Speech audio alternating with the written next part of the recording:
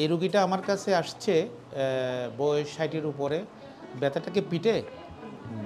তো দর্শক, এটা আসলে আমি ওনাকে শুয়ে ডায়াগনোস করে দেখলাম যে ওনার এইখানে পিঠের এখানে টেন্ডার, এটা আমরা স্পাইন বলি, পিঠে কোমরে কমন হয়।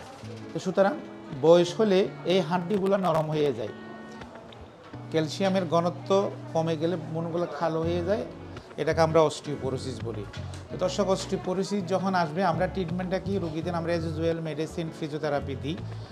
আর এই রোগটা সবচেয়ে অসুবিধাকে যখন সময় এই কুস্কির হাড্ডিটা ভেঙে যায়, পেটের হাড্ডি ভেঙে যায়, তখন আমরা এই রোগীদেরকে আমরা একটা বাৎসরিক ইনজেকশন দিই, জোলিন্ড্রোনিক অ্যাসিড, তাহলে হাড্ডিগুলা শক্ত হয়।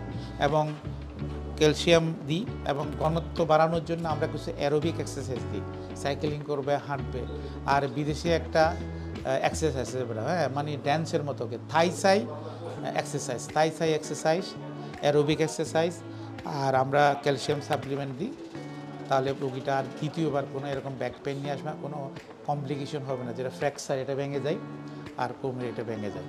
তো ফ্র্যাকচার না হওয়ার জন্য আমরা তখন ওই অস্টিওপোরোসিস ড্রাগ, এটা বাৎসরিক একটা ইনজেকশন দিয়ে থাকি।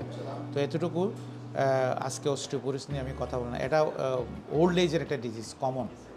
Thank you.